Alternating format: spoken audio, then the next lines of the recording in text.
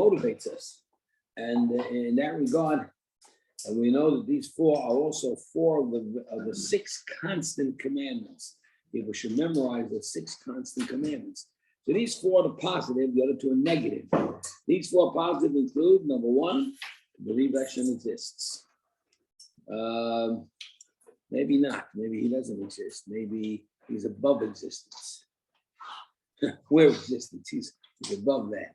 If we can imagine that for just a second. But one thing you should know about him, he's a creator and a sustainer. Sustainer means that every single second is another recreation. What continues. What doesn't go by automatic pilot. Sometimes we're used to going and seeing things working on automatic pilot, but the world does not operate that. The world operates by the constant motivation and moving of the prime mover. That's awesome, Rabbi, because most of the world don't believe in that. You know that? Most of the world don't believe in I that. know. It's a big deal. I'm well aware of it. Yeah, we're a minority.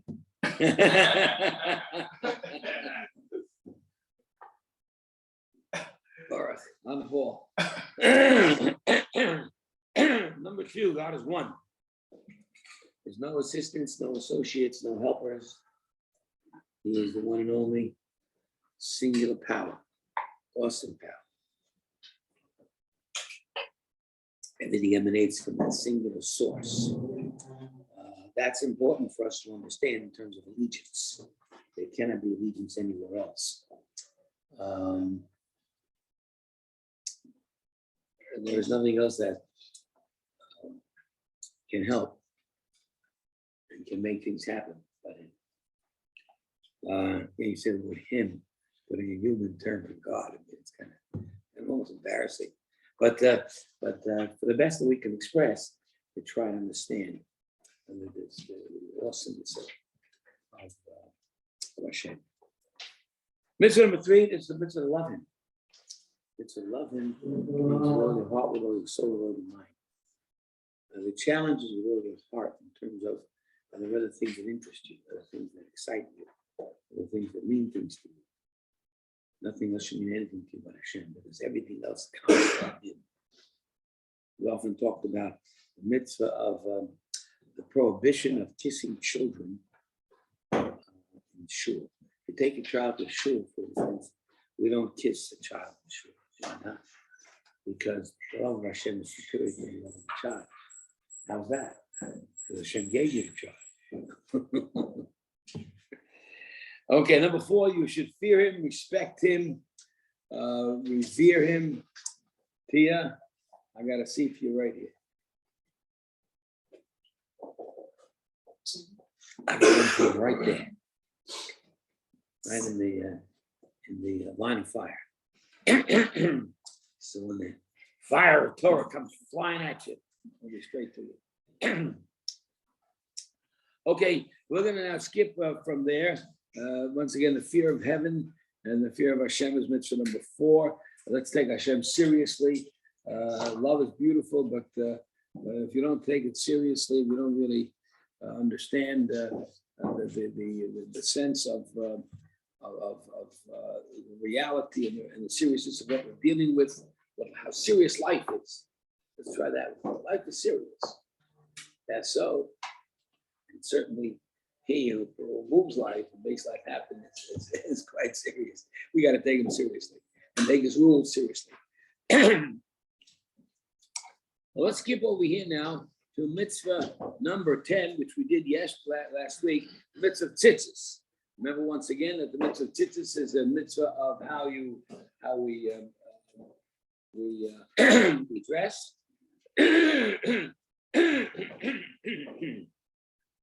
And a Jew obviously is noted by his dress.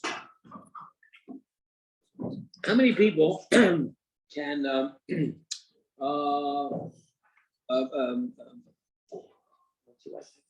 Olga? Kevin, the first name. Igor, your Igor. What's your wife's name? Okay, wake up. Katerina. Catherine, I got to see if you're right here. Gotta wake him up.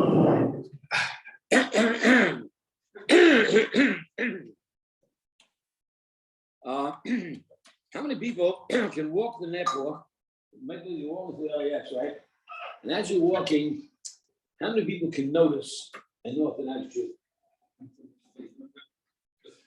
Pretty simple. I mean, imagine me, you know. What an idiot, you know who I am. I mean, so how many of you can notice a, say he's noticed, the Jews noticed by his kippah, by his tzitzit. The Jews recognize, he's recognizable, clearly identified. Of course, if you're walking through the airport without tzitzit, then of course we will notice you. And I have about, I would think at least 2 or 3 people, every time I go to the airport, I got 2 or 3 people, I have a seat for you right there. What's your name on it? Yocheved. I have right there, Yocheved. I have at least 2 or 3 people that come up to me in every airport visit I take and say, "Hi, Rabbi, shalom," right? Or it's Friday, Shabbat shalom or something like that, because they know who I am. I didn't greet them because I didn't know who they were. They weren't wearing a kippah, it's you understand.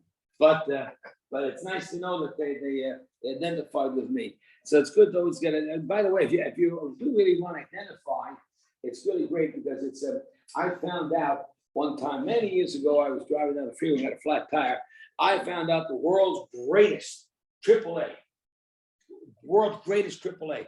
I'm standing out there, you understand, and on the side of the shoulder with the flat tire, and some group of fellas, Shiva boys stopped and saw a kippah, came right out there and helped them change the tire. Right? You gotta know that at least in LA, with enough Jews around, even if the guys aren't from necessarily, if you're standing out there religious, you understand, with a flat tire, you know in 10 minutes someone's gonna come stop for you. Some Jews are gonna stop for you, right? Long before the AAA ever gets there. Now that Claver is called a number will come in a second. Right, there's a little group called Chaver, correct? Did this in LA? Yeah. Wow, you know what an awesome group. That's the Jewish first aid. Oh, yes. You walk out their car. Right. I knew they were in New York, but I didn't know they were in LA. Of course, women are noticeable too. It's nice, by modesty. I mean, you really, in the middle of the summer, how many people are walking through the airport wearing sleeves?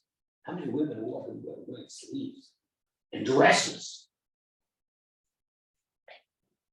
Maybe we shouldn't fly. No, we can fly. I was once at a baseball game many years ago, and some guy, I went to buy peanuts, and the guy says, "Here, Rabbi." He's a Jewish fellow selling peanuts at the ballpark. Dress is very important. Clothes make the person. The Sephardim don't wear the tzitzit outside.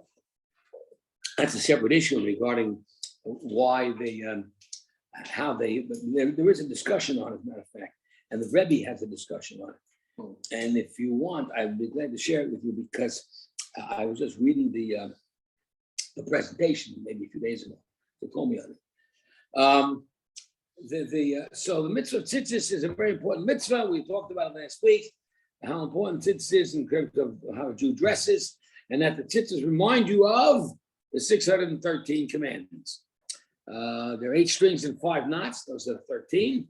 And the word tzitzis, spelled Tzadik Yud Taf, all those letters have numerical value. They equal up to 600. 613 mitzvahs.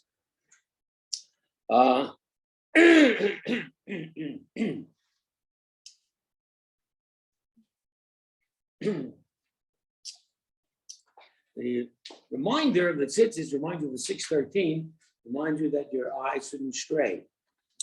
And women wearing tznius, that's a great reminder as well. And so this is something that we we live with and work with and live by. Bring your attention now to mitzvah number 11, the mitzvah of reading the Shema every day.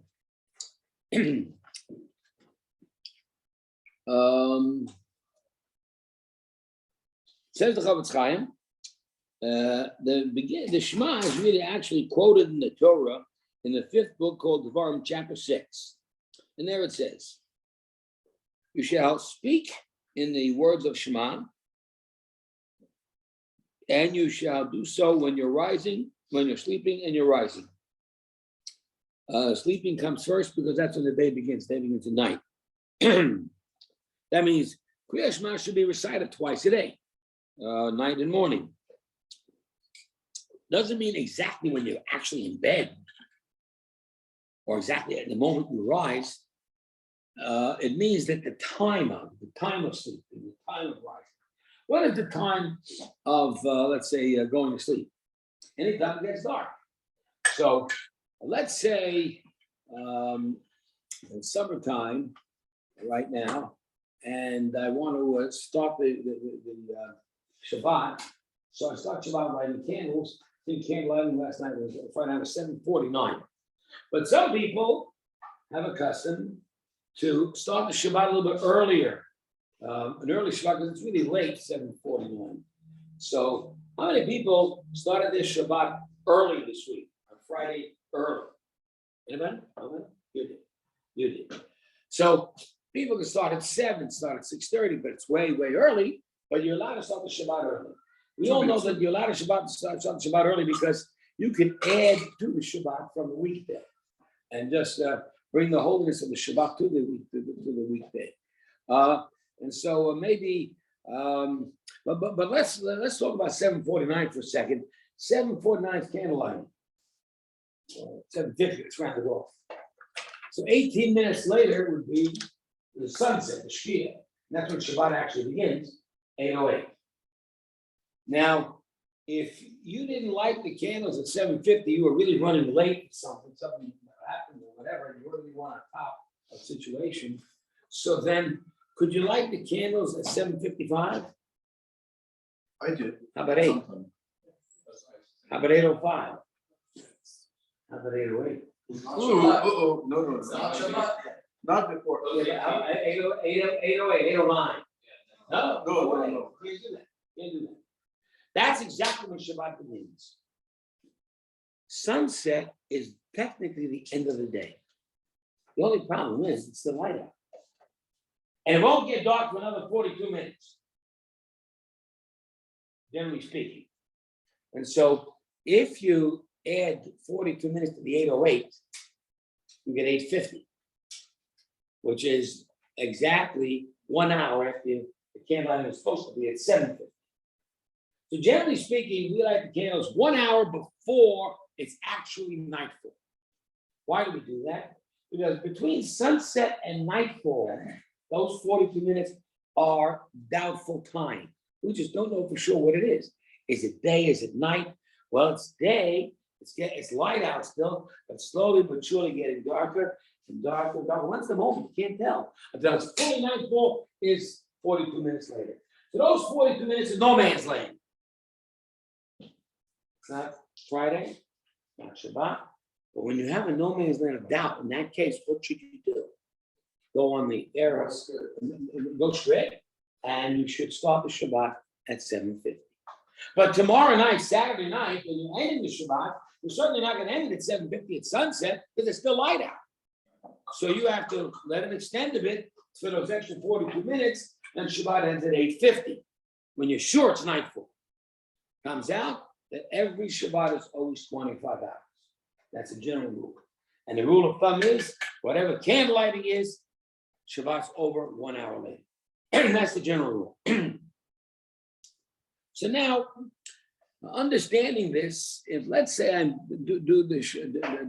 bring in Shabbat earlier, and I daven earlier, and I can daven the Maariv earlier, but I said the Shema too early. Because the Shema's got to be at the time of night, it says, the time of sleeping. And the time of sleeping is generally assumed to be nightfall. People do not go to sleep before nightfall. And even if nightfall's early in the winter, maybe at 5 o'clock, for instance, it doesn't make a difference. People do go to sleep. Some people go to sleep early that way. So we have to recite the Shema at the time that it is nightfall, not earlier than 8:50, whether it's Friday night or Saturday night. Even though you might start the Shabbat early, to be sure, and then the Shabbat late, to be sure, but the time of Shema is at nightfall, 8:50. So if you're going to daven early, which you may do, and bring in Shabbat early, which you may do, you still have to say the Shema over again at night. And many people do so when they're going to sleep. Shabbat. Is there an amount that you're allowed to bring it in early? Like, is there? Yeah, you can't bring the Shabbat at 3 o'clock in the afternoon. So it's like a 1-2 hour thing. It's a 1.5, it's an hour and a half. The general rule is that the mincha davening generally starts about 3 hours before sunset. Whatever the day may be, long or short, in summer or winter. But during that 3 hour period, you can split it in half and do mincha in the first hour and a half, and then do Ma'ariv in the last hour and a half, and then you can bring it. So if let's say 4:50 was the 7:50 is 3 hours, so just split those 3 hours and a half to 5:20, 6:20, 6:20. At 6:20 you can start Shabbat, basically. In any event, so now comes out that I get up in the morning and sunrise is at 6 a.m. So if you have to go to work, it's on a given day, and you got to be to work early, you could daven earlier than 6 before the sunrise, but not much before that. Generally speaking, we would say that about 3/4 of an hour before that, you may pray shacharit if you have to leave for work early, because it's still light out. In other words, it's like the sun hasn't risen, but the dawn has risen. Generally, the rising of the dawn and the sunrise is about 72 minutes in between. It's still dark out about 5 o'clock or so, but by 6 it gets light. The best time to daven shacharit is after 6 o'clock. And that's the same time to say the morning Shema. But the 6 o'clock time can last for at least 3 hours. People do get up later than 6. So we're talking about going to sleep and getting up. The Shema getting up should be at the time when most people get up, which is within the first 3 hours of the morning. Anybody who sleeps beyond that, the cream puff. So therefore, make sure that the person should say the Shema before. I think this past week it was 9:15. 9:15 would be the last time of saying the morning Shema. The morning Shema, of course, as a prelude to the Amidah, which is to the prayers and to the davening itself, and that is an important thing to say, because how do you start? How do you get yourself ready to say Amidah, to stand up in front of Hashem and beg Hashem and plead with Hashem and ask Hashem for a good day and so forth, and to appreciate Hashem? How do you say your prayers?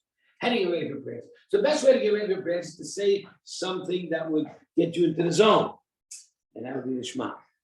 Even though the Shema is a mitzvah unto itself, as you can see, mitzvah number 11, nevertheless, it also serves as a great opening to the davening. And the davening is the Amidah itself. And that's where we stand. Shema we sit for, the Amidah we stand for, because the word Amidah means to stand. In any event, the Shema, now I've given you the time for Shema. The Shema contains 3 portions. The portion is Shema. That's the one-liner that you have to know, of the acknowledgement of God's oneness. Shema Yisrael, Hashem Elokeinu, Hashem Echad. And the continuing parasha that follows that, which is V'ahavas Hashem Elokecha, the love of God. This should be recited as the first portion of the Shema. It's found in as I said, Dvarim chapter 6. The next portion, Vayom Shemoyah, talks about Hashem doing mitzvah, commanding us to do mitzvahs. So it makes sense that the first parsha should be about Hashem, our belief in Him, that there is a commander, and the next one will be all about His commandments. Vayom Shemoyah Tishme'u El Mitzvotai, mitzvah. And so therefore you've got these two portions, one after the other, in that proper order, not to be backwards. First, Shema, and I acknowledge God, I love God. Second, I keep His mitzvot. That's the second portion of the Shema. That's found also in Dvarim, but a few chapters later. But it's combined for the prayer. Thank you. I had a rough time. Thank you.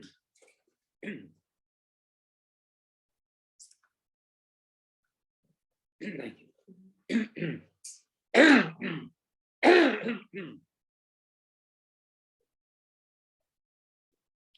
third portion of the Shema, it's called Vayomer. And Vayomer talks about tzitzit. And that's the third portion of the Shema. Why is it essentially a part of the Shema, part of this acknowledgement of God and God's mitzvot? Because what it tells us is that the tzitzit should be a constant reminder.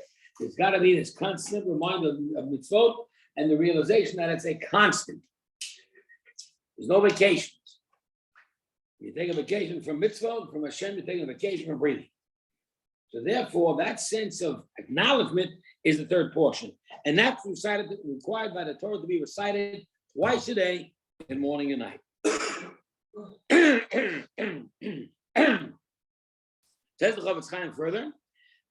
In the first portion, you see the oneness of Hashem and the love for Him, and also the important mitzvah of Talmud Torah, of learning, which is, of course, the foundation of everything.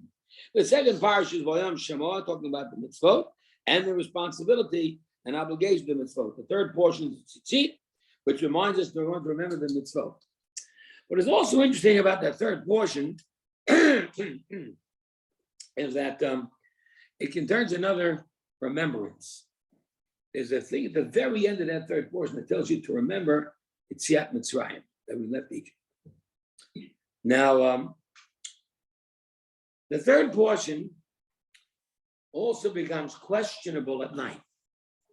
If the whole purpose of tzitzit is to view it, to be able to remind you of mitzvot, so then theoretically you're exempt from tzitzit at night. If that's the case, why do we recite that third portion? So the rabbi said the following, and it's written in the Haggadah Pesach, and there's on the Seder we recite this, that there is a need to remember the day we left Mitzrayim every single day of our lives, night and day. That means I'm going to recite that third portion, perhaps as just a mention of tzitzit, but the main thing for the portion, that third portion at night, is to remember the departure from Egypt, and that is to be remembered twice a day, morning and night.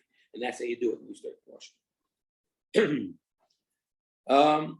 He writes over here the need to remember the departure from Egypt, because it says, you shall remember the day you left Egypt, all the days of your life, both day and night. And it's a mitzvah that everybody has to do, but women are exempt. Anybody know why women are exempt? Because it's time bound. That's right.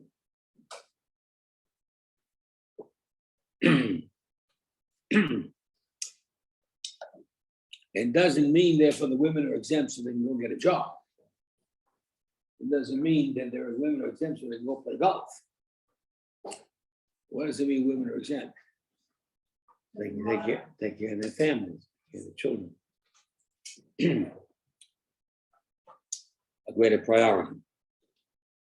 Funny thing is, though, that many mitzvot women are exempt from have taken upon themselves as a way to express their closeness to Hashem. Women say Shema all the time. Certainly during the prayer service, for sure. So it has become something that's almost something that it's a thing that we have become pretty much accustomed to the fact that women should recite the Shema. I won't say what should, but do. And there are many other mitzvot we'll find as time passes that women have accepted upon themselves as an expression of their religious adherence and identification. Anyway, we'll skip now mitzvahs 12 and 13 and 14 and 15 and 16, and we'll go to mitzvah 16 and 17. There's a mitzvah to cling to the scholars. So it says in the Torah, Devarim chapter 10. Says the Gemara, and the Chofetz Chaim quotes the Gemara. How do you cling? It says you should cling to Hashem. How do you cling to Hashem? By clinging to the scholars. One thing you should try to do is to marry a lady who is the daughter of a scholar. And make sure that you marry your daughters to scholars. In other words, the prize of learning, which is back in Mitzvah 14, we're not doing that right now, is so valuable that you want to be able to have a very close connection, not just to your own learning, but to a source of learning. The source of learning is your rabbi. The source of learning, a person can live without a rabbi in their lives is like living without a doctor in their life. You have to have a rabbi.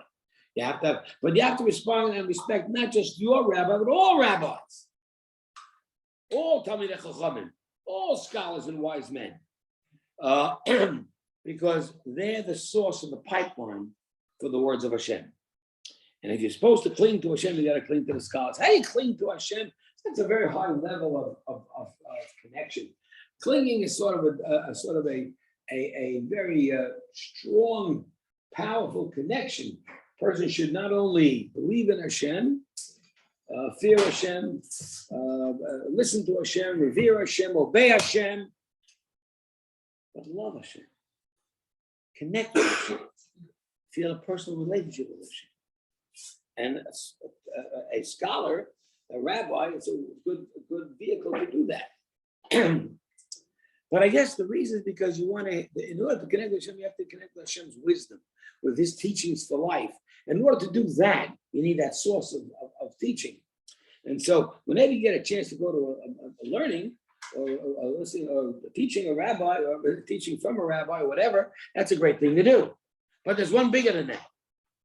And that is if you can personally connect with the rabbi to the extent where you can be with him on a personal level, share with him, walk with him, help him, bring him a drink, whatever you can do to serve the scholar. It's a great mitzvah. Rabbis say that's greater than the actual learning itself. Because when you do something personal with the rabbi and with the scholar, what will happen will be is you'll watch him in his personal behavior and you'll watch what he does. And that will be a greater lesson than actually reading from the book of the rabbi.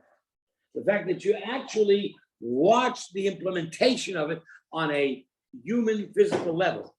So therefore, one should not only listen to the rabbis and scholars, but one should cling to them and have that opportunity to be a disciple, so to speak.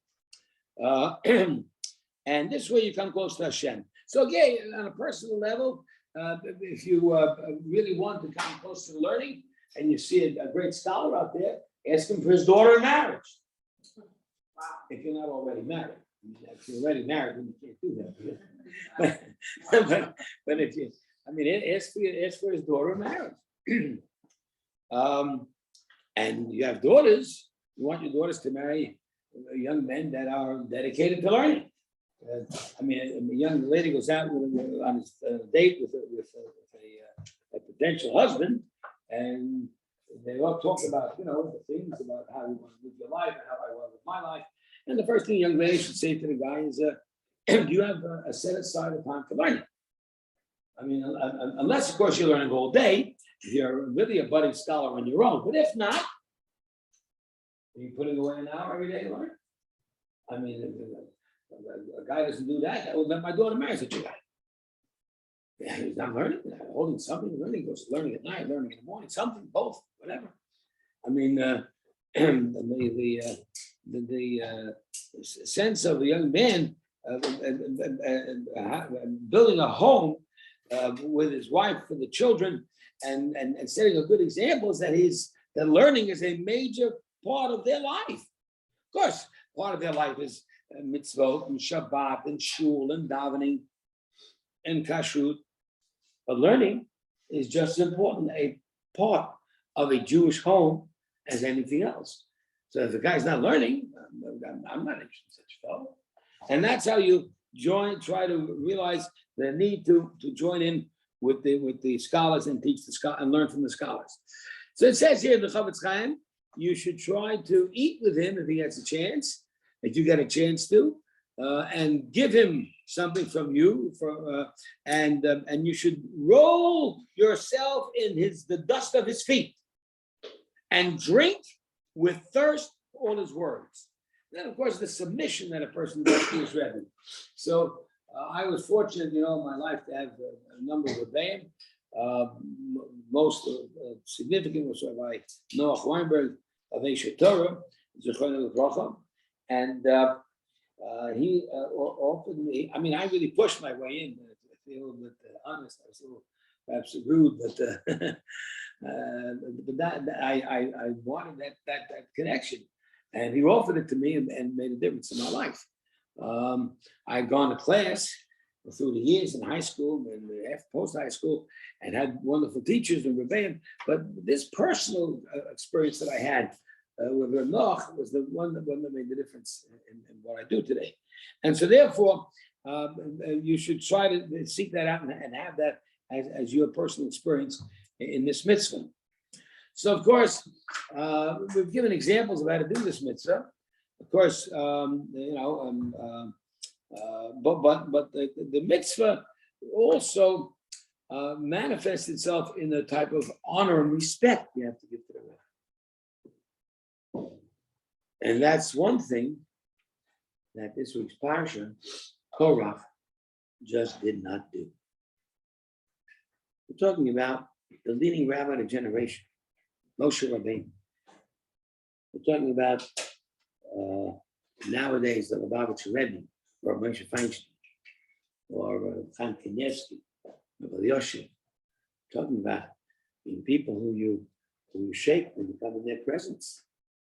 And we're talking about these incredible leaders, and the Chas v'Shalom not obey what's being taught, or being decreed by the scholars is a breach in this mitzvah which Korach did.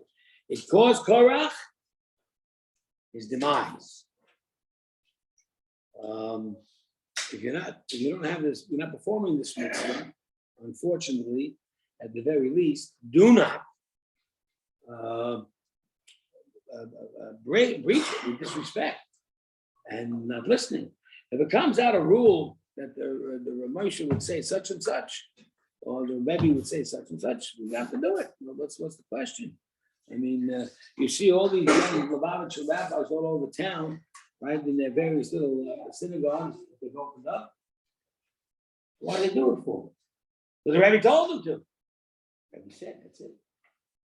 Now, of course, when the Rebbe tells you to go and join in this thing, so it's a wonderful thing, and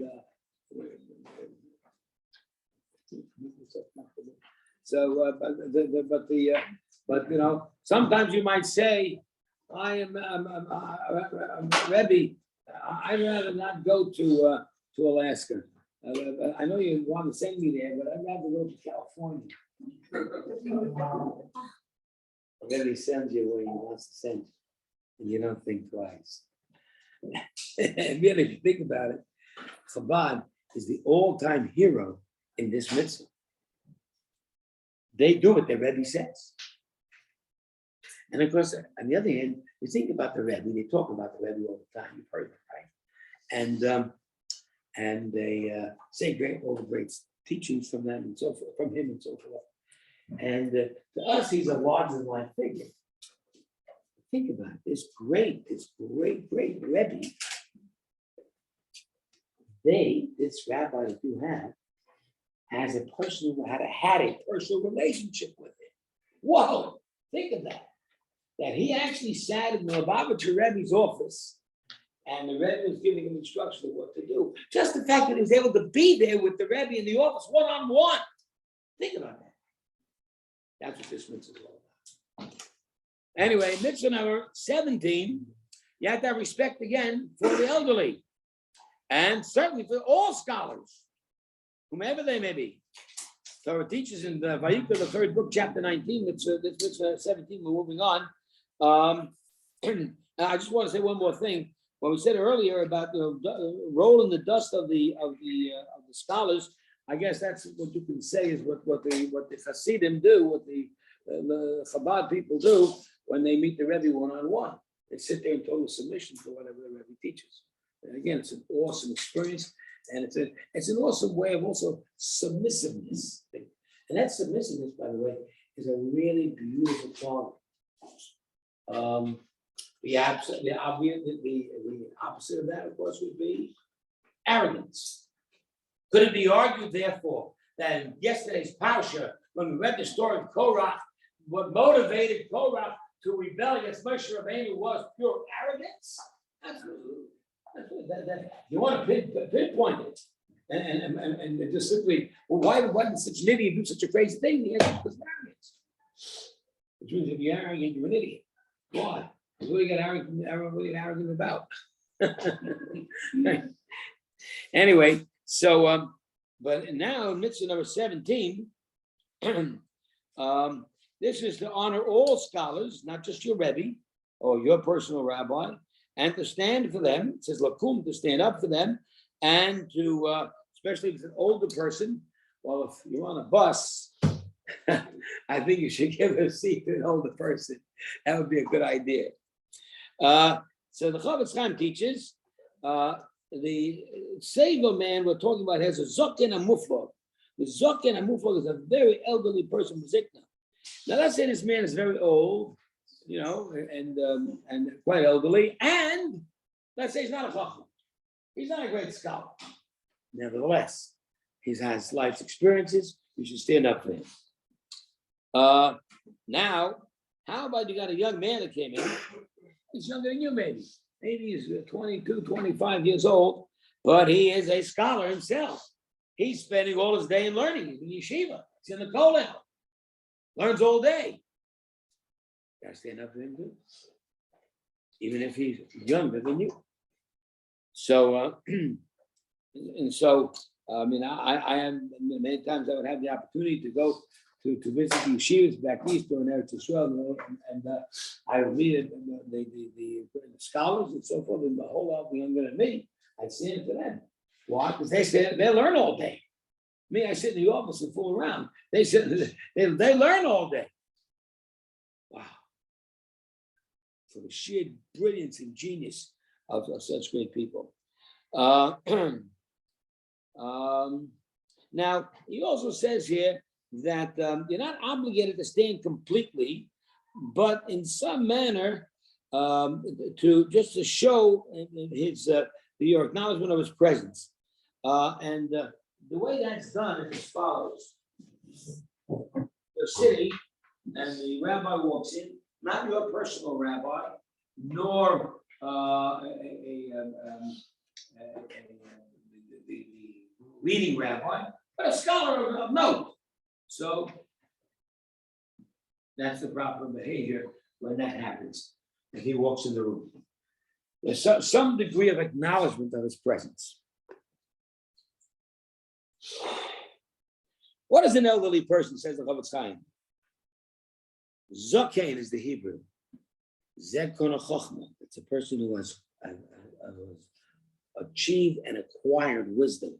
Let's try acquired wisdom. Acquired wisdom is the concept that he has been through the years of experience and following, having made his own mistakes, and can teach you by experience. But he's acquired it because of those experiences, as internalizing those ideas and thoughts. They're as much a part of him as he himself. So now you think about it, and then you realize that when you take the Torah out of the ark, during the service, we would say it's up for the Torah. And when a scholar comes in, We're talking about a walking Torah. He's a Torah servant. If he has all that knowledge in here, right, in here, then you want to honor that because he's a walking Sefer Torah. And that's a major expression of that. And if he's really an elderly person or a great scholar, you should stand it completely, at least within as he passes through within your space of 7 feet, and until he leaves your presence and remains standing. You certainly should give special kavod to your Rebbe, even if you have learned not all of your wisdom from him. Nevertheless, he's your Rebbe. He's taught you something. You have to stand to him completely. If it's a Rebbe that you learned your majority of wisdom from, then certainly you must stand up completely and not just acknowledge. How about if a Rebbe, shall we say, wants to Michael, he wants to forgive and not demand that you show respect to him. So the question is that work? Is it work that a Rebbe can say, no, sit down. I mean, and you have to listen to that, or get to say it anyway. So the halacha is that a Rebbe, a rabbi who says that you're not obligated to stand for me or not obligated to give this and that for me, that exempts you. It is a legitimate maneuver for a Rebbe to do and for the students to respond to. However, if a man is a melech, he's a king, and he says that, you can't listen to him. Because a king can never do away with the respect that's due him. But a Rebbe can do so. But it is a great crime, says the Chofetz Chaim, to in any way shame or disgrace or hate the scholars and the rabbis. Whoever disgraces the scholars and the Chachamim and the Rabbonim, he has no share in the world to come. Now we come to mitzvah number 18. Person should have a reverence for the Beis Hamikdash. It says so in the Torah in Vayikra chapter 19. Umigdashi tiro, you should fear the Mikdash. Should fear and show reverence and respect and honor to the holiness of the place of the Beit Hamikdash in Yerushalayim, or its replacement nowadays, which is the shuls in our place where we live. And this is today, he said, today you go to a Beit Knesset or to Beit Midrash, where people are learning, people are davening. This is called a mini replica of the Beis Hamikdash. And Yechezkel HaNavi, chapter 11, verifies that. He allows for there to be a smaller mini replica of such, because the Torah is present there. And therefore, in the shul, you should be so careful from excessive joking, from excessive fooling around, from a conversation that has no relevance to Torah. And you should not make any calculations or mathematical computations, or think about money or finances. And you should also not sleep in these holy places as well. The holiness is very, very, very strong and should not be violated. Now, let's say a person doesn't want to talk during the davening because he respects the davening. Okay, it's a wonderful thing. Let's say the davening's over. What's the first thing you do when the davening's over in Shabbat? So I'll tell you, my Rebbe would never do that. He never greeted anybody. He greeted you in the hall, but not in the shul. There was no good Shabbos in the shul, even though it's a nice thing to say to everybody, greeting the Shabbos. But my Rebbe, felt very strongly about the kedusha of the Beis Knesset, of the sanctity of the shul. The sanctity of the shul, this place, it's not just the davenings in the place, it's the place itself. And therefore, he was very, very careful not to say any words or talk excessively or at all in the holy place. People, unfortunately, sometimes do get caught up with the kind of mistakes that people have with conversation and so forth. I guess in a way, it's a social gathering, which is a beautiful thing, but at the same time, there's got to be reverence for the place itself. do want to converse and socialize downstairs at the Kiddush or whatever. And so this is a very important mitzvah, mitzvah number 18. I would also say that calculations and mathematics is not appropriate in the shul, financial calculation, except what's tzedakah. If you want to, let's say, give tzedakah, so we want to make an appeal and try to raise money for the shul or for some other worthy cause. So people are allowed to raise their hands and shout out a number. I pledge $25. I pledge $50. That is wholly appropriate in the shul because it's for the purpose of tzedakah. Oftentimes, when a man is called up to the Torah, one of the 7 aliyahs, so he gets a special bracha, and it's recited by the attendant over at the side of the Torah, and he will say, "Do you want to donate something?" And many people do. I'd like to donate $25 in honor of being called up to the Torah and getting that aliyah. And that's a valuable and worthwhile thing to do as well. Who would think of the one day in the year in which you're allowed to go wild in the shul? Simple stuff. So why do you go wild? You dance. Now, it's not a place, not a dance hall here. They don't dance in the shul. The simple stuff is different because you're dancing with the Torah for the Torah. And it's a honor to the shul to dance in the simcha and sing songs and so forth. And therefore, a lot of people do during regular davening throughout the year and Shabbat sing during the davening. And that's a beautiful thing as well. And so everything in good taste, so to speak. You can't sleep in the shul. Who's thinking of sleeping in the shul? The answer is maybe you have people that are learning and learn into the night. And goes all. And it happens. Certainly, if you're learning all night in Shavuos, you can easily doze off. And therefore, it's understood that if it's a base medrash, if it's a place of learning, that's the place of davening, a place of learning as well, it could be permissible to doze off for a few minutes, if in fact that will give you the power nap that you need to continue back and learning. And so that's not a bad idea. Otherwise, to take out a cotton roll or put this and relax and sleep in the shul is not proper. What about eating in the shul? Well, again, I mean, I would say this. Let's say the shul is a small shul like this one. I was at a small shul like this, and we want to have a kiddush after the davening, right? So what we did is we had a special curtain that went from one side of the room to the other to cover up the Torah, and then we could bring up the chairs and serve the shul and have a kiddush. So really, in front of the ark, it probably is not appropriate to do any eating either. This is these last 3 mitzvahs we learned, 16, 17, and 18, are part of basically, to a great extent, our daily existence. It's part of the normative of life. The normative of life is that you have a rabbi in your life. The normative of life is the respect that you give to the rabbis and the elders. And the normative of life is to be part of the shul. You can come out there every day. Men should be there every day. Every morning should be in unless you work 4 a.m. or something. And you're doing a graveyard shift. Other than that, you should be at a daily meeting every morning. There's no reason why not.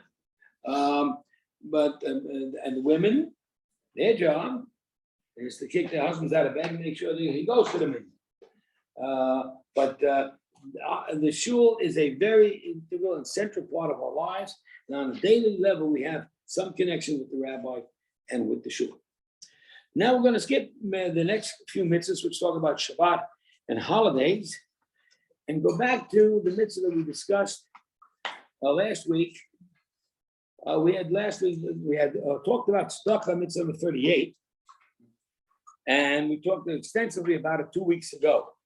Once again, the importance of tzedakah is an importance that says that you should give to help the needy, and particularly the needy scholars, because they are promoting learning, and of course for the shul, it promotes the divine presence in our midst. These are our main tzedakahs. In giving those tzedakahs, you have to make sure that the best way you can to give exactly what that person needs. Now, one of the ways that we do that on a general level is we give, let's say, a sum to the rabbi's discretionary fund or to many organizations that help the poor and the needy, to help the orphans and the widows and so forth. So there are such organizations, some in LA. I think one organization that you may be familiar with is called Tomchei Shabbos. Tomchei Shabbos prepares food packages for, and there are many needy people in LA, believe me, who need food packages for Shabbos and to have put something on the table to have some sort of a joy and celebration for the day. And that is a great stuff to give because you're putting food on the table for the needy and particularly for Shabbos. So that's very important to understand as an attempt to try and make sure that the needy are provided for. That means to say that I'm not just giving $1 or $5 or $10. I'm giving something that's meaningful in terms of, yes, it's going to help them out. There are gemachs available. A gemach is short for the word gemilas chesed, kindness. These gemach organizations give out sometimes free food, free clothing for large families, children, and we want to clothe the children, particularly tznius clothing for the women, and for people who can't afford. You have to help to provide for that as well. So when you get, maybe may get a mail, letters in the mail from organizations asking for help, and maybe situated not in LA, maybe in New York or in Eretz Israel, you want to help them out as well. However, you do want to help the needy in LA first. And of course, if that's the case, then certainly family is a priority in terms of helping out maybe your own children. Once your children really are over 13 and over 12, that's considered a charity dollar. In other words, your responsibility ends and you don't want them to go out to work, even though maybe they should, because why? Because you want to give them an education, you want them to learn, teach them Torah, and get maybe further education, get a better job years later, and you should get a high school education at the very least. So therefore, these are the things that this support of your children beyond the bar mitzvah and bas mitzvah age is in fact a tzedakah. Generally speaking, in terms of calculating my tzedakah, it's only 10%. And though someone who's very wealthy may go to 20% but cannot exceed. Though maybe for Donald Trump, he should do more than 20%. And we could find out a loophole in the halacha and make sure he gives more. But basically, the idea is that you should take care of your family first, but then you got to take care of yourself also. And that's a priority because the Torah teaches you want your brother to live with you, meaning you got to take care of yourself as well. So make sure that if you want to help him pay his rent, make sure you paid yours. And if you want to help him to buy a suit of clothing, make sure you got a suit of your own. And this way, you're helping to him, and of course to your friends, and to your family, neighbors, and to the city that you live in, and of course to the extended. You give less amount to the extended requests from out of town. But if you're talking about out of town requests, I would think that Eretz Yisrael's people who live in Eretz Yisrael have a priority over the other out of towners. If a person willfully ignores the need and absolutely refuses to give, he has violated mitzvah number 38. He is called a bliyal. A bliyal means a man without any faith in God, a man without any sense of the supreme being, a sinner. And we are required to take this mitzvah seriously and be careful with this mitzvah. In fact, the Chavetz Chaim teaches that a tzedakah is the description or the definition of how Jewish you are, because Judaism is based upon Avraham Avinu. And Avraham Avinu was generous. Avraham Avinu was gracious, was giving gifts and hospitality. So if a person doesn't show that kind of feeling of generosity, you have to question, maybe he's not Jewish. Maybe he doesn't come from Avraham Avinu, such a person. And certainly a person who does demonstrate that is not Jewish, is demonstrating that maybe he or she really may come from Jewish stock anyway, in the first place. And so this concept of generosity is something that you really want to incorporate within inside yourself so that you can make this a part of your existence and define yourself as a Jew in this manner. Certainly, you have to have this feeling for your brother, because the Torah teaches in Devarim, 5th book, chapter 14, we're all children of Hashem. That makes us all brothers and sisters. And as a result of that, you have to have this absolute trust in Hashem, that don't worry about it. You get stuck up, and even if it hurts you a little bit, it's all right. Hashem will protect you. And furthermore, he'll grant you your success in your own financial matters. And the Torah teaches, if you develop this measure of generosity, or I should say compassion is a better word, then Hashem will have compassion for you. Hashem gives us his gift. And he says, I have compassion for you. And if you emulate me, I have further compassion. I have compassion, you must have compassion. And that's how we understand the tzedakah. We talked about pledging tzedakah, and we talked about mitzvah number 39 and the obligation to keep your pledge, and in general to keep your word, and in general to speak properly, and to realize that the gift of speech is a gift which should not be abused. Certainly not in shul, we talked about, certainly not in idle chatter. It should be a meaningful conversation, caring conversation, complimentary conversation, positive, good words of kindness to people. But most importantly, use the mouth for Torah. Discuss Torah. And part of the discussion. At the table yesterday on Shabbat, at the Kiddush, we're talking about the Parsha. A beautiful discussion. What is this for? What's that for? What's this meaningful point? And in this way, we have this feeling of useful, purposeful speech. But sinful speech, when you lie, when you're dishonest, when you curse, when you're insulting, when you're embarrassing someone, hurting someone's feelings, or saying slander or lashon hara, this is an abuse that makes you lower than an animal.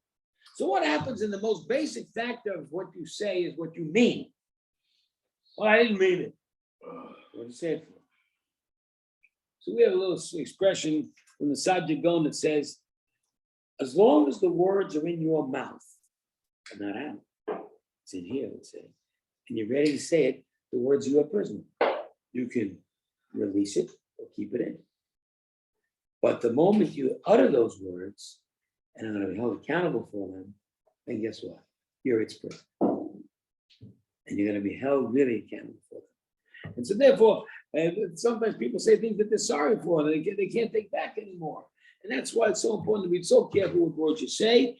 And in case you do make a promise that you can't keep, mitzvah number 40 says there's a procedure of annulment of the vows. We talked about that last week. And the value of, 2 weeks ago, I should say, and the value of being so careful with it that I use an old friend of ours to make sure that I don't get into this problem. And his name is Billy. What's his name? Yeah, Billy, good old Billy. Billy Netter. I don't mean it as a strength of a vow. Billy Netter. And therefore, I have promised Billy Netter. In case I don't, for whatever reason, doesn't happen, don't hold him by it. And that's a very valuable move in terms of protecting oneself.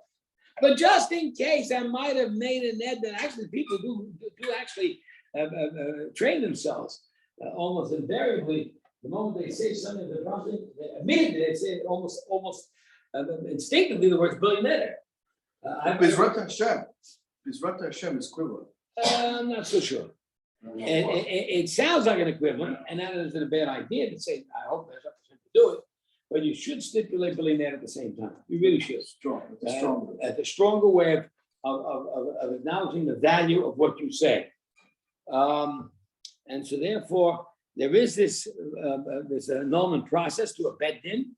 And oftentimes, as I said one time, there was a story of a couple that had begun to observe the extra special stringency of Chalav Yisrael, of the kosher milk. And you don't have to do that. You can buy regular milk in America, as Moshe Feinstein said. Nevertheless, they were doing it, but they felt they had taken it upon themselves in that because they'd done it already more than 3 times. So they came to us because they had a hard financial time, they couldn't afford it. And the three of us sat down, and I and myself and two other rabbis, and we annulled the vow and they could go out and buy regular milk. The main time of annulment of vows is the day before Rosh Hashanah and of course on Yom Kippur itself. And that's when the process is there, because in Yom Kippur, you're gonna spend the day using your mouth to pray. But the mouth is gonna make pledges to Hashem, and Hashem will say, why should I listen to you? You broke all your promises all year. But if the annulment process is done legally just before the service begins, Kol Nidre, you got the two Torahs out there, then our mouths are clean from that, and Hashem will accept our pledges. Mitzvah 41 and 42, we talked about the mitzvah of honoring parents. My goodness gracious, how important can that be? How great is the mitzvah of honoring parents? To honor mother and father is the most significant mitzvah, of the gift of life. Parents are the gift of life. They give you life. You're here because of them. An acknowledgement of them includes appreciation and includes a demonstration of respect and a display of honor, standing for them, not sitting in their seat, never disagreeing with their words, sometimes not even agreeing with their words. Why should you agree? My father is my agreement. My mother needs to tell your mom, you're right. So this is that. There needs to be a sense of their position and the sense of, I know that I was sitting at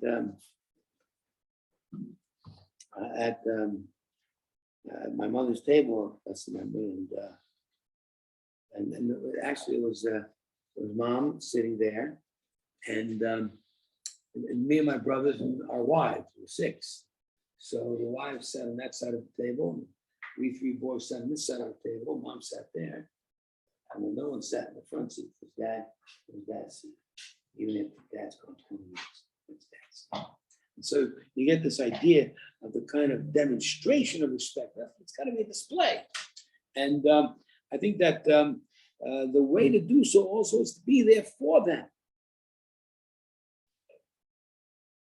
Visit as often as you can. Call as often as you can. Make them feel good. Put a smile on their face. Make them feel that their lives are meaningful. And particularly because of you. A person looks at his life, or her life, and says, what's my accomplishments? What value do I have? As they get on in years, they say, well, that's based upon my kids. My kids remember me, that must be important in their lives. It means I made a contribution. And that's what you do, that's what you accomplish when you demonstrate that kind of honor.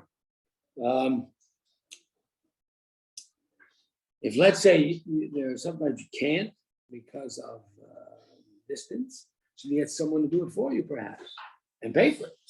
So that this way the mitzvah can be accomplished.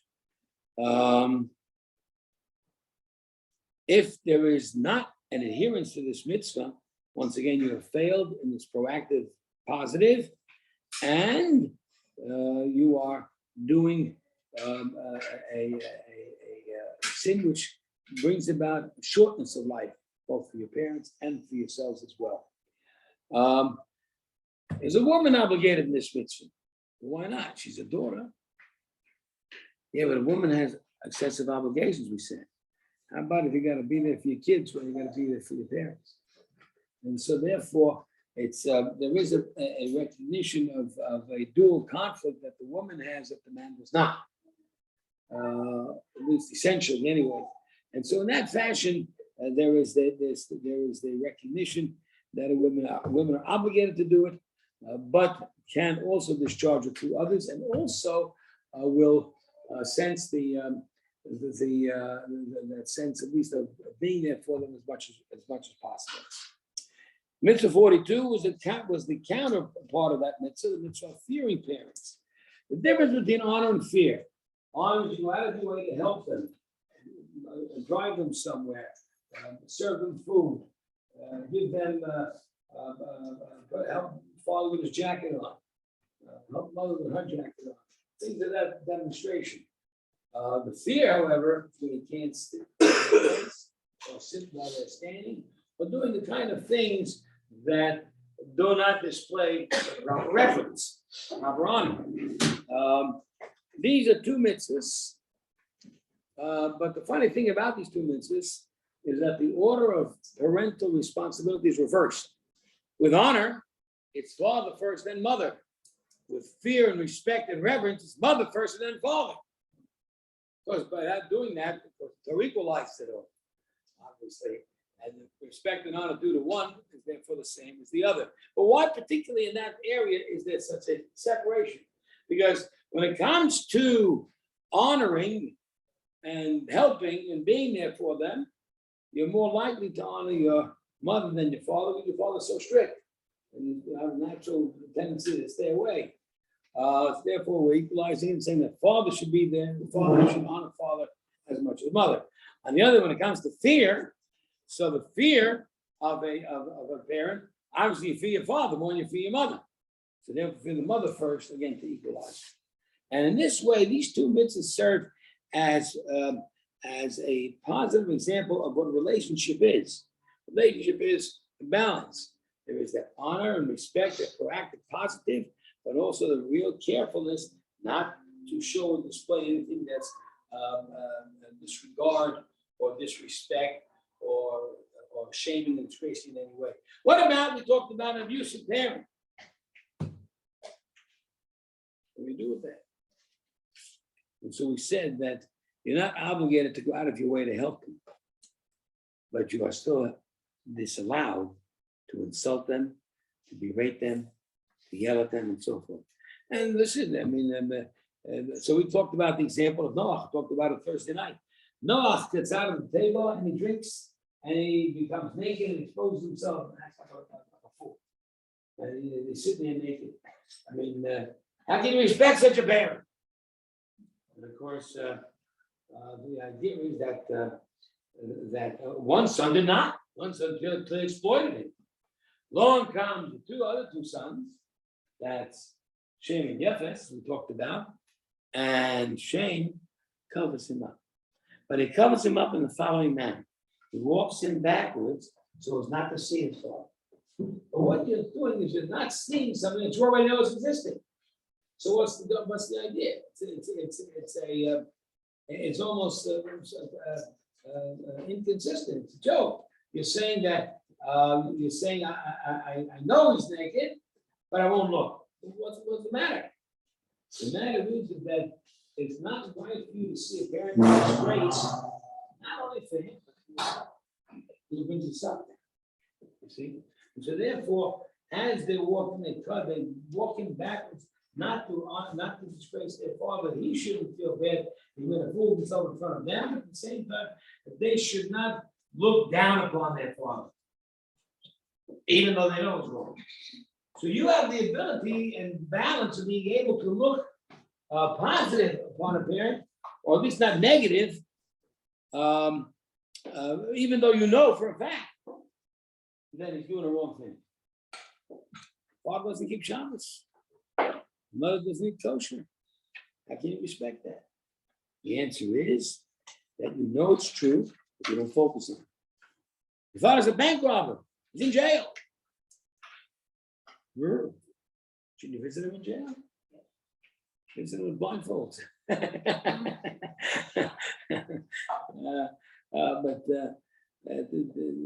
It's really it's hurtful for ourselves to see father in such a compromised situation.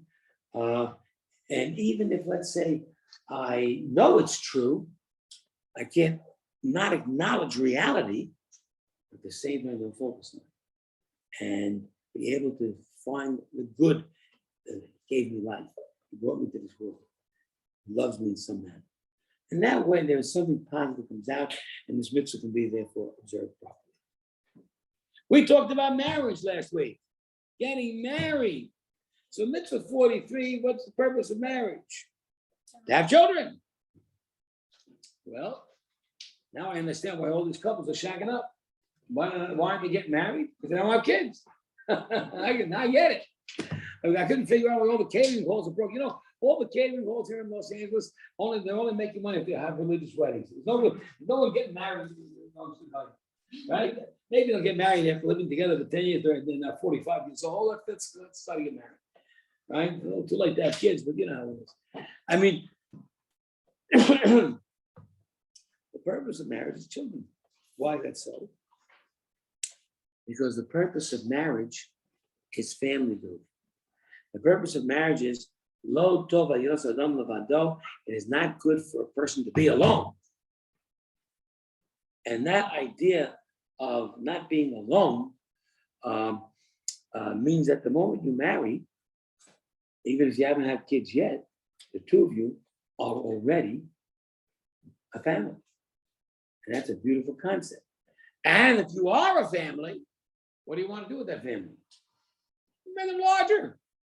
Have some more, add a few more people to the crew, and make it really a larger family. Of course, they always question how much kids should you have. Of course, in terms of how much kids should you have, I think they did a survey, and they said, well, you should have 2.5 kids. Who's a 0.5? Which kid's born halfway? 2 kids. Well, I should have as many kids as you can. In Yerushalayim, people impoverished have 10, 12 children. It's a beautiful thing. The more the merrier. I guess that will bring the Mashiach. Yeah, we have more people, certainly. Absolutely.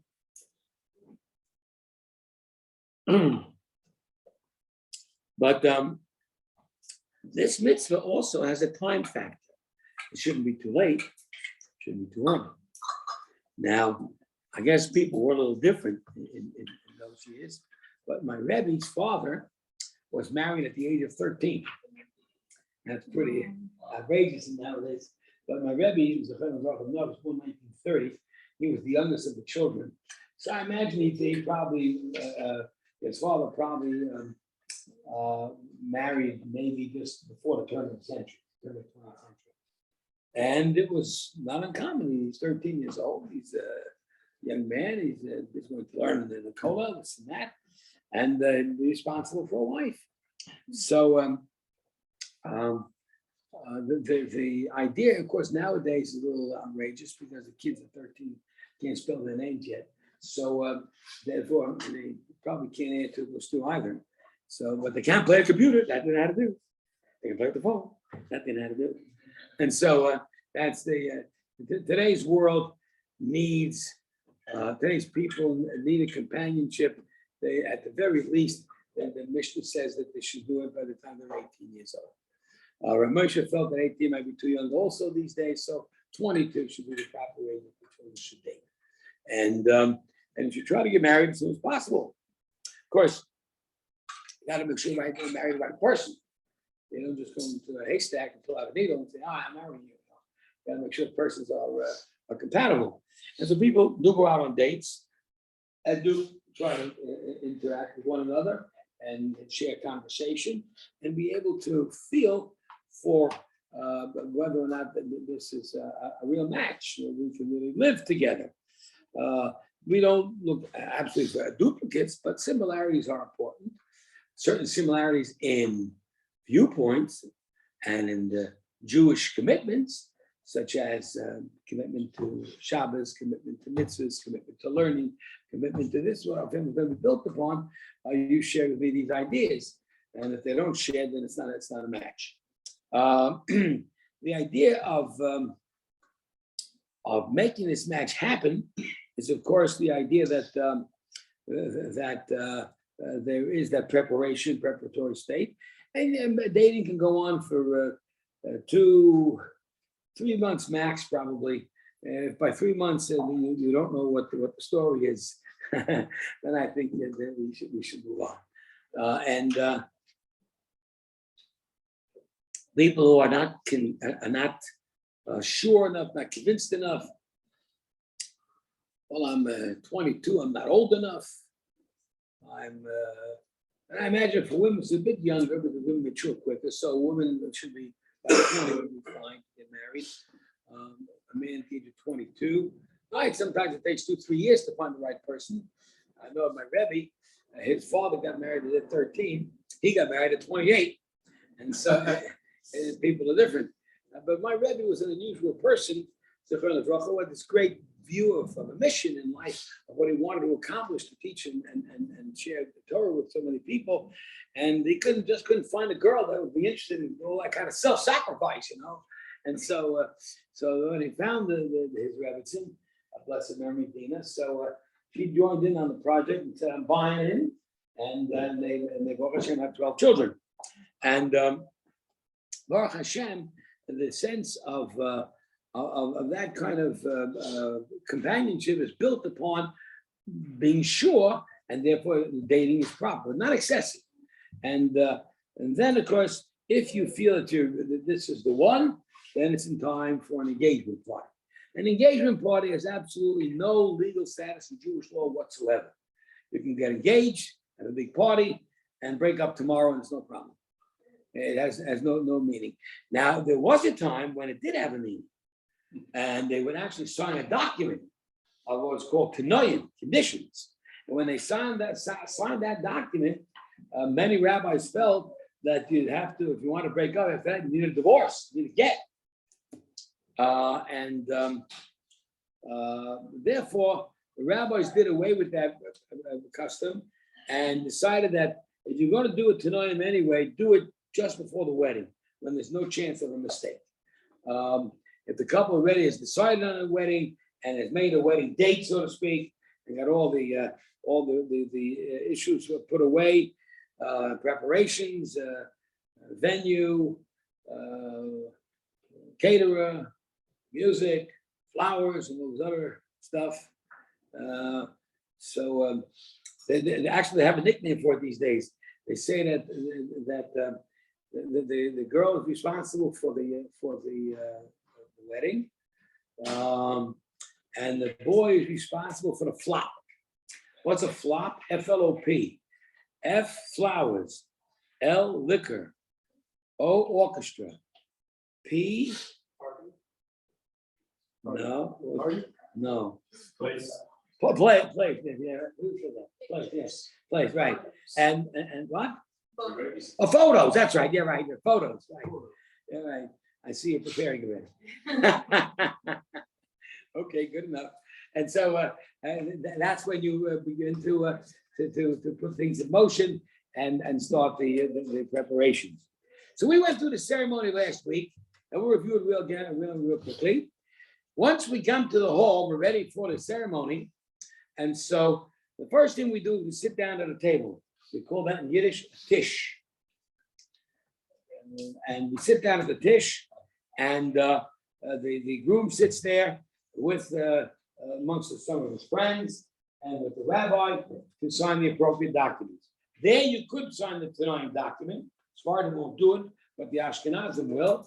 And this document will allow for, it doesn't have a whole lot of meaning legally, but it means that we are doing this with preparation and with proper appropriateness in terms of each party being responsible to the other. The woman from her side, what she brings into the marriage, the man from his side, is backed up by their respective fathers, and the document is signed by two witnesses. And in order to make it really exciting, for some reason, they came up with a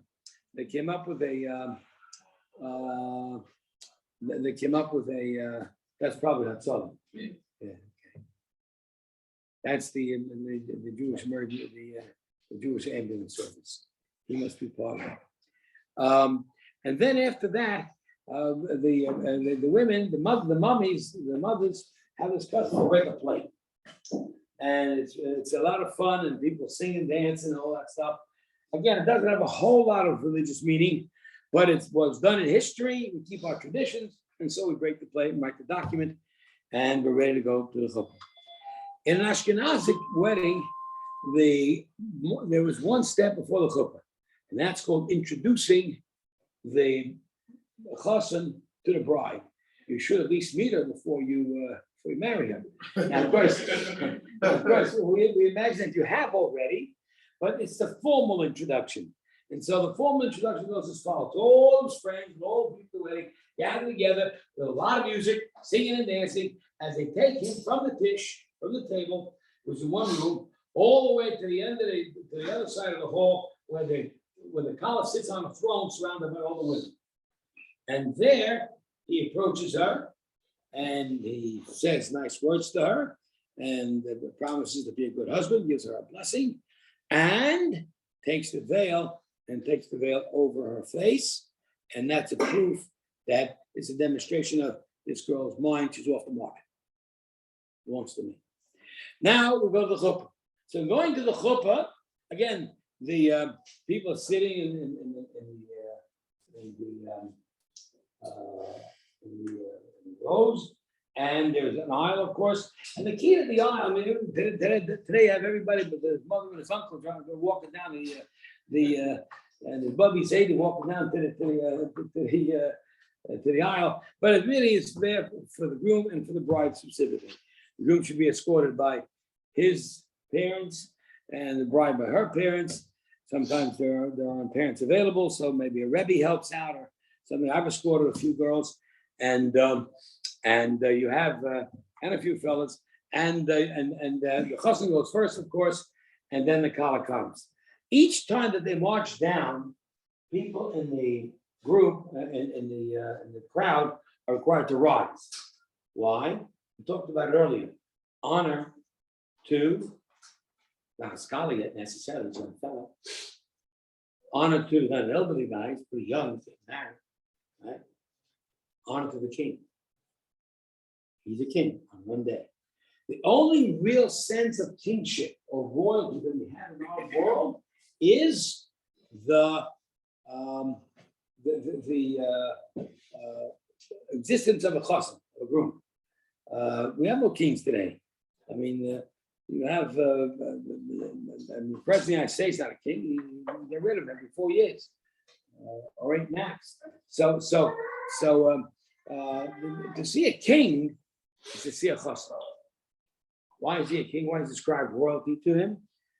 Because he was smart enough and attractive enough to get this girl to agree. You can get a girl to agree, you're a king, and particularly in her eyes. So, and that's a pretty big accomplishment to get her to agree. You got to say yes. You understand? It's easy to propose. The hard part is saying yes. And so, if you've got that, you've accomplished that, you deserve all the honor and people stand up you. And the Kala, of course, having given herself to this man in total devotion, is really his queen. And as such, everyone rises for her as well. And so once the couple come under the chuppah is supposed to represent the home they're going to build, which means basically that from the engagement process, which we didn't have, but we had formally by the chuppah, we didn't have a real engagement party because it was a nice party, nothing real. But they did have the engagement document at the chuppah just before at the table. And that we've got that as an engagement legal, at least in terms of keeping the history of our people. Now we're going to get married, and then of course you're going to move into your home.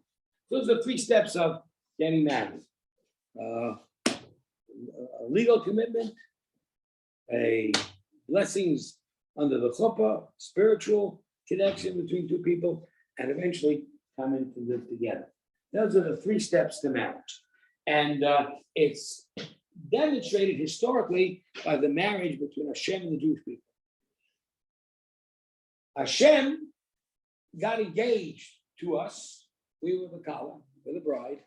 Hashem is the groom. Hashem got engaged to us at the splitting of the sea. And that's why we say that sometimes to make the shidduch happen, to make it a good couple work, you need to have you can go through a lot of difficulties. It shouldn't be easy. And oftentimes the harder it is, the more rewarding it is. And that was Hashem splitting the sea.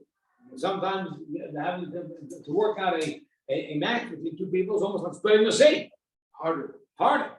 And so, therefore, at the splitting of the sea, Hashem proposed marriage to us. Took us through and said, look, I'm going to take care of you. I'm going to take care of you, so please say yes. So we marched on to Mount Sinai. Hashem took Mount Sinai up in the air and held it over our heads, over the heads of all the Jewish people camped there at the time. And that Mount Sinai became the chuppah. And God offered the ketubah, the marriage contract, in the form of the Torah. And that was the marriage. Now we're married. Hashem is married. We're married to Hashem with an everlasting commitment of loyalty and doing mitzvahs and so forth. But Hashem takes us to his home. He brings us to his home. When the next thing we did, right after we received the Torah, was we started to build and construct the sanctuary, the Mishkan. And the Mishkan was that special home of Hashem, which will be here on earth, where Hashem comes down from heaven and unites with the Kala with us. So again, the same three steps of get engaged, commitment to marry, the marriage itself, and of course, the going home and being together, being intimate, living together as a husband and a wife. And that's Hashem intimate with us. Whenever we came to the Mishkan, to the holy sanctuary, we were intimate with Hashem, and not close to Hashem. And every time we come to shul, in a similar, lesser fashion, perhaps, is how we feel about coming close to Hashem, coming to shul. And these three steps were represented. Actually, the actual engagement itself, really the legal engagement, takes place at the beginning of the chuppah ceremony. Because once you're under the chuppah, which is the symbolic of the home that the chassan is going to bring the kala into, and the home is very interesting. It has a roof, but it has no walls. It has no walls to show the home will be open to guests and to chesed and to kindness. And so, as the kala is marching down in Sephardic tradition, the chassan comes down, he greets her, and there he veils her and says that you're mine, and escorts her up to the chuppah. Now, the two of them stand on the chuppah, and the question is, you're not engaged yet to be married, so you got to make the acquisition, the kinyan. And the engagement is to acquire the wife and to fully acquire the responsibilities therein, in her upkeep and protection and so forth. And so he's got to give something of value. And the value must be the minimum worth of a pruta. I'm not sure what a pruta is nowadays. $5, $10, $20. I'm not sure, maybe $100. But you got to give her something of value. And nowadays the custom is to give her a ring. And as we said last week, the finger to use is the index finger of the right hand. So in case you forget, so the rabbi will tell you under the chuppah, please point to the man you want to marry. And then you got it out there right in good shape. And at that point, he presents the ring. But I got to see the have to see the ring is kosher. And so we have to have two witnesses to make this happen. Here's an interesting thing about witnesses. Ordinarily, witnesses do nothing but verify. In this case, they actualize. That's a major difference. If I borrow from you $100, let's write a document. So we'll have two witnesses to verify. But can I make the same loan, have the same obligation without the witnesses? Certainly. I can't do that in marriage. The marriage commitment is an everlasting one. And because it's everlasting, it needs validation. And the validation comes from witnesses, two kosher witnesses, two people who are not related to either the person or the kala, two people who are Shomer Shabbos and observant of commandments and have personal integrity, two people you can rely upon. And those two people usually are rabbis sometimes. And it should be someone who you know in the wedding party is someone who you truly can rely on, has an absolute religious commitment. And these two witnesses may have also signed on the original marriage document, which was written at the Tish as well. Because at the Tish, we wrote two documents. We wrote the Tanoim one, just as a matter of loyalty to tradition, but then we wrote the Ketubah. That's the obligations of the chassan to the kala and the loyalty that the kala pledges. And that is a document which is so extremely important because it verifies the obligation that the chassan has to the kala in terms of marriage. And the moment he makes this plunge, to the extent where it's an obligation of the Torah. I don't owe it to you. I owe it to the Torah to give to you. Understand? And therefore, that requires two witnesses. So the two witnesses sign on the contract. And then, of course, I explained last week, the contract is read at the ceremony. It's not germane to the ceremony, but it's read at the ceremony to make a distinction between the engagement and the actual marriage. The engagement is the giving of the ring. And the declaration that the husband makes to the kala, in which he demonstrates, he says, behold, you are betrothed to me with this ring, according to the laws of Moshe in Israel. The laws of Moshe is the laws of the Torah. The laws of Israel is the laws of the rabbis and the Talmud. And all those laws I'm conforming to in order to make this work. And the two witnesses verify it. Number one, by verifying that the ring is not the word what it's supposed to be worth. And number two, that the ring belongs to you. It can't belong to her or to anybody else. It's got to be your ring. And that's the ring cannot be put on the finger until the declaration is made. Because if it's put on the finger first, then it's a gift. We're not giving gifts here. We're making an acquisition with it. And therefore, the declaration must be made first, Harem Mikudeshali, as it says in Hebrew, and then the ring is placed on the finger, and the woman for her part simply goes, I acquire it. I am purchasing this ring from him, and in so doing, agreeing that I am going to be his wife, and agreeing that he can take it. And so therefore, that procedure is really the engagement. So let's say I'm doing the chuppah. So after the ring is given, I say to bride and groom, well, now you're engaged. Wait a second, we've been engaged all this long. That doesn't mean anything. Now you're engaged. You gave a ring. Now, if something happens, God forbid, there's a need for divorce. Because now you're in this. That did, you're in. And once that happens, then to go on with the wedding is to go on with the Sheva brachas and to incorporate the spirituality of the moment, and that God blessing this union with 7 blessings. And so therefore the Sheva brachas is recited by different rabbis, different people who are honored, maybe family members. But that's done after the reading of the ketubah to separate the two. The ring is separate from the brachas. The ring has 1 cup of wine. The other brachas have another cup of wine, 2 cups of wine. They should not be intermingled. And then you have the reading of the ketubah in between, and the 7 brachas is over, and now you are married.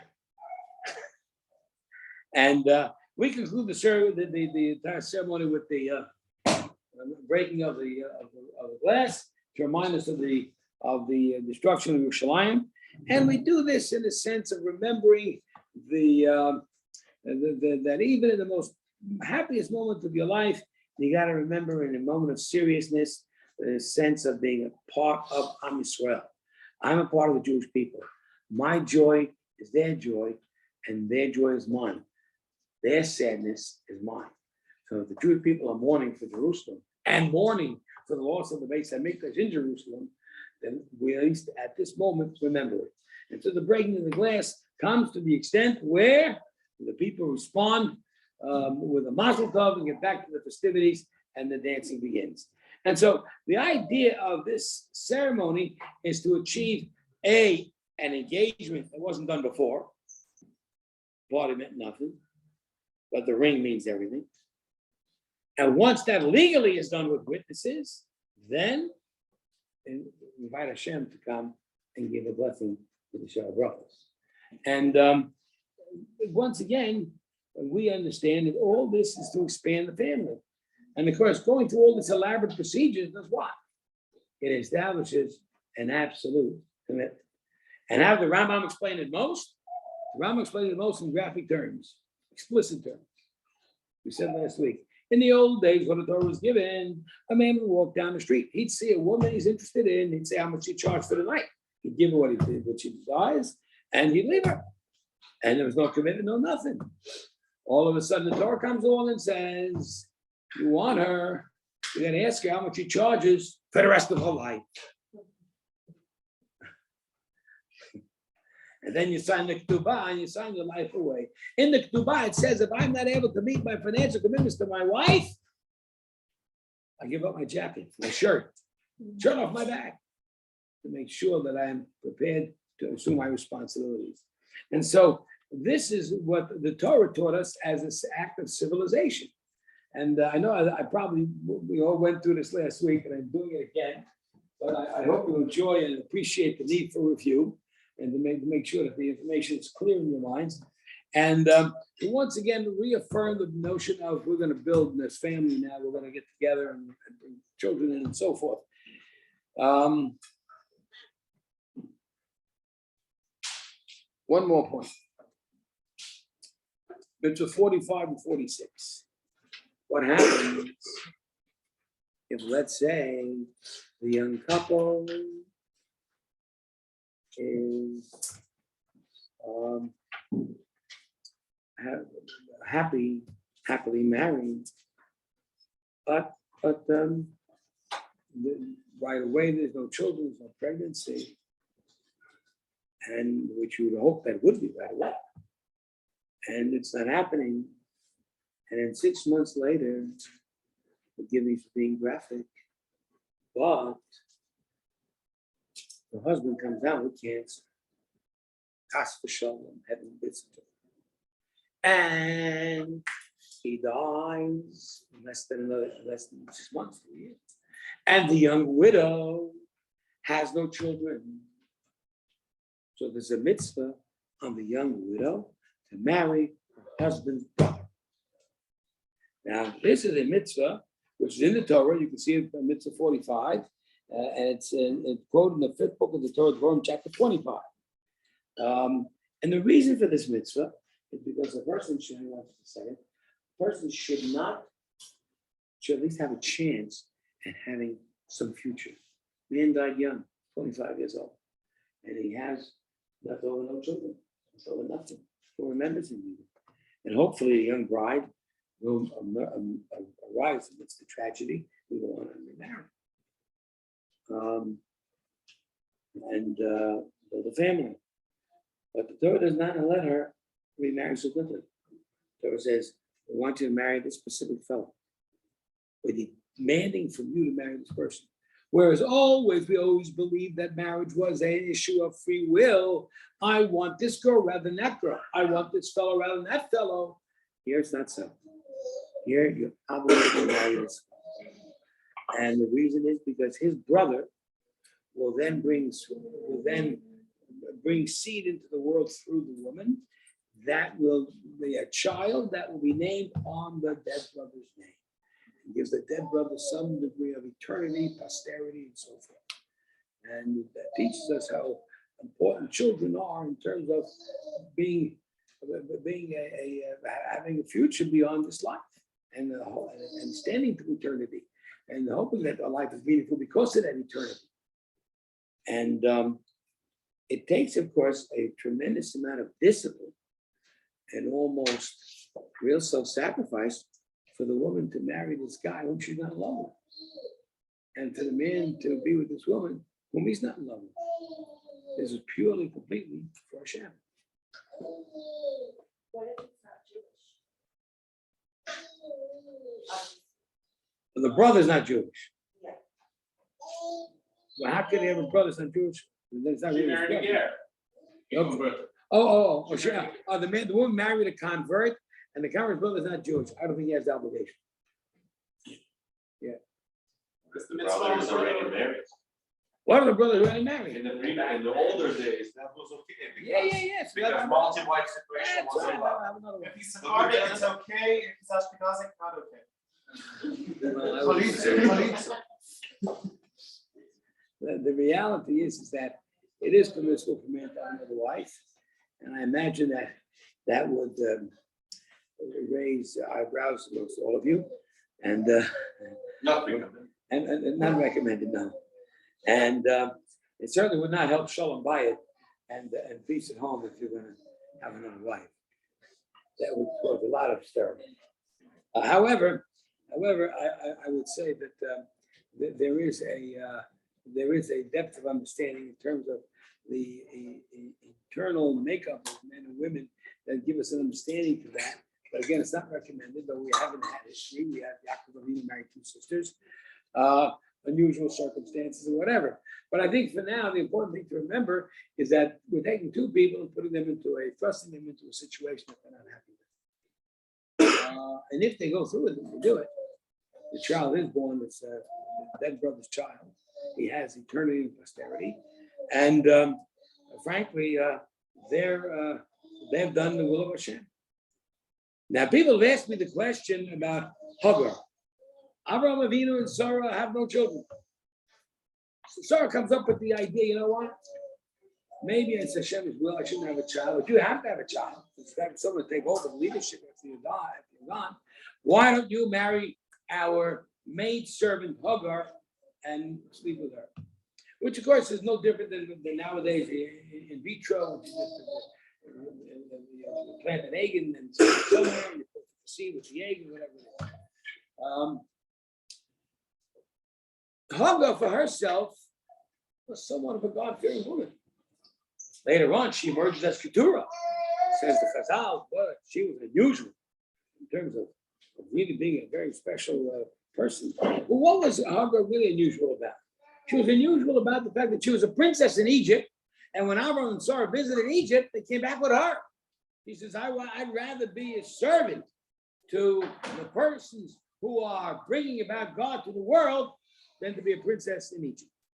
That's a tremendous sense of perspective, tremendous sense of awareness. And now she's being offered the opportunity to sleep with Avraham, so she should have a child. And Avraham hastens to remind her, remember, you're not my wife. You're my maidservant. That's that. Nothing more. The question is, why does we understand why Sarah did it? We understand why Avraham did it. Why would Hagar do it? Well, Abraham, Sarah, world celebrity again. Okay. So she had the chance to sleep with a celebrity. No, Is that the shot? no, it's like the best in the world. What can I say? Correct. In a way, you're right, because in effect, the opportunity to bring a child forth from Avraham is probably the greatest thing she can accomplish in this world. Realizing her status. Listen, my status is my status. We talked about status over the weekend, over Thursday. You can't be what you're not. And you're not Jewish, that's it. And you're not my wife, and that's it too. You are what you are, a maidservant. That's so insulting? No. The maidservant, Roma, you said, it's a big thing. Chief of staff in the White House. But in addition to that, I can bring forth a child that from Avram that is so important for Avram to do in God's eyes. Of course, always realizing you're serving Hashem in this manner is, of course, the whole idea of what Hagar wanted to do, and what this mitzvah Yibum does. Ultimately, Hagar did bring a child in. Ultimately, Hagar later remarried Avram after Sarah died and brought a whole bunch more. Hagar for herself is an amazing heroine for her self-sacrifice. But I guess that must remain within our scope of belief in terms of the heroism of Ruth, the heroism of this great person, that great person, the heroism of self-sacrifice. It's not all about me. And that's the lesson of Jewish service to Hashem. It's about what can I do for the greater good. And so this woman, she says, okay, I'll marry you. But oftentimes, persons might say, it's true, it's a great act of heroism, but I'm not up to it. I mean, I'm up to keeping Shabbos, I'm up to teaching Torah, I'm up to doing mitzvahs, but that is too much for me. I can't do all that. I tell a person, you got to move into a Jewish neighborhood. He says to me, well, I'm not up to it yet. There's certain things you got to do. Certain things that you must do. On the other hand, to marry my brother-in-law, I realize it's a mitzvah. I understand it. I'm not up to it. You don't take that into account. And the Torah takes that into account. The Torah says there is an alternative. It's called Yibum. And it's called Chalitza, sorry. Yibum is the marriage. Chalitza is the way to get out of it. And you can get out of it by a Chalitza ceremony, which is Mitzvah 46. And in so doing, it's not a pleasant ceremony. How often does such a thing occur? We have a young widow that's childless with a surviving brother who can do this. It's a very, very rare situation, but it does occur, and it does apply, even in our times. But a person, the reason the mitzvah applies in our times, when for us it's so strange and so difficult to imagine, is because there is an alternative. That's the whole idea. The Torah offers an alternative. The Torah realizes the sense of our not being able to engage in this situation completely, totally for Hashem, and without a personal sense of difficulty. And so, while it does so, the Torah also realizes there's an alternative. And the alternative is chalitza. It's a chalitza ceremony. You can look it up in Mitzvah 46 as you do so. That's the Rabbanim that do it. Is it still done today? And the answer is yes. And today, nobody does a Yibum marriage. No such situation. And there are, the rare situations that I've known in such cases. An early death of a husband. One of my students, in fact, she married this young fellow, great marriage. 8 months later, he got cancer, but she was pregnant. And so he tragically died. And I was there in New York for her. And she moved on, had a baby, didn't have to go through the ceremony. And she married a wonderful guy 3 or 4 years later, and they have a family of 6 children. And so God has a way of managing the world. He's the CEO of the world. But we have to believe that this mitzvah is an essential reflection of God's wisdom, how the world should operate, that a person should not be left with a meaningless existence as if he never got here in the first place. And therefore, by definition, we understand that this mitzvah exists. We also understand the limitations of what we can and cannot do, and the alternative provided by the Torah called the Chalitza ceremony in Mitzvah 46. And in so doing, we appreciate the message of the mitzvah and appreciate the situation if it has to be gone through. But you'll find many mitzvahs that are rare. We talk about, for instance, redemption of the firstborn, and many of the rules that exist, how to make sure that it works, and where it applies, where it doesn't. And I will find that things in our family, for instance, we didn't have a Pidyon event for 44 years. The first Pidyon event I don't remember. I was it. I was the firstborn. I was retained by my parents, so I wouldn't remember the ceremony. But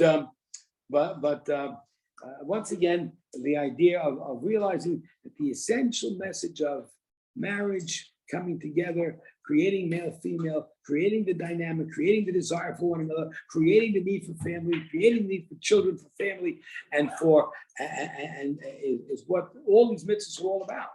That's the essential essence of being alive. That's the essential essence of being human beings, being created. So these mitzvahs are also important for you to remember, and we'll continue on with mitzvahs 47 about the bris next week.